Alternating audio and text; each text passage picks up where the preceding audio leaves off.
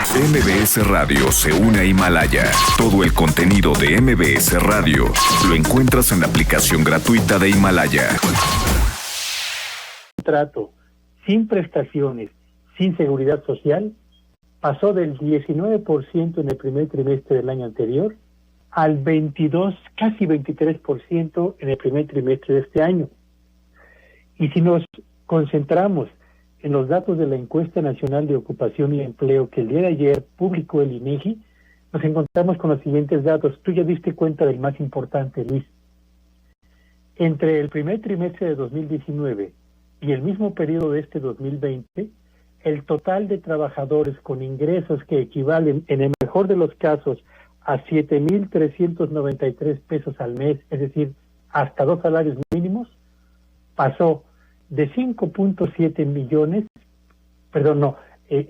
alcanzó los 23.1 millones de trabajadores en México, lo que significa 3,5 millones más de los que existían hace exactamente un año. Y en el otro extremo, Luis, la población remunerada que mejores ingresos obtiene, pensando en los resultados de esta encuesta, más de 5 salarios mínimos, es decir, quienes ganan más de 18,480 pesos, se redujo en 1,679,000 trabajadores. Es decir, se está compactando el número de trabajadores en México con ingresos buenos y se está acrecentando, desafortunadamente, la base de la pirámide laboral en México, donde los ingresos son malos, las prestaciones insuficientes y la cobertura en términos de atención a la salud cada vez más deficiente. Ese es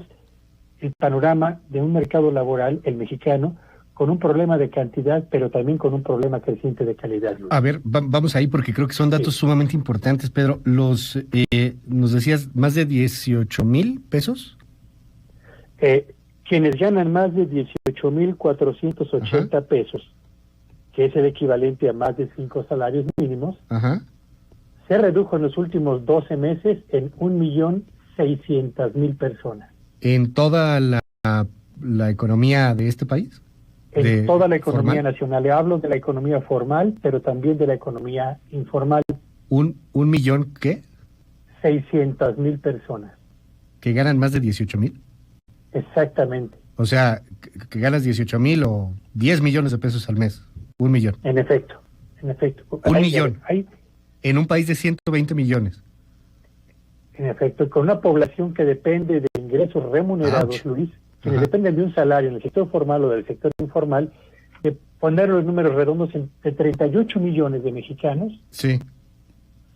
Solamente en este momento tenemos el 0.2% con ingresos superiores a 5 salarios mínimos o ingresos superiores a 18,480 pesos al mes. 18,500 pesos, que tampoco es que sea tanto dinero en muchos casos, por ejemplo, lo hemos hablado, pero me impacta, Pedro, el universo de personas, o sea, 1 millón de personas que están ganando eso. ¿1 millón qué me dijiste? 1,679,000. O sea, 1.6 millones de personas. Así es. Ganan esta cantidad. Híjole.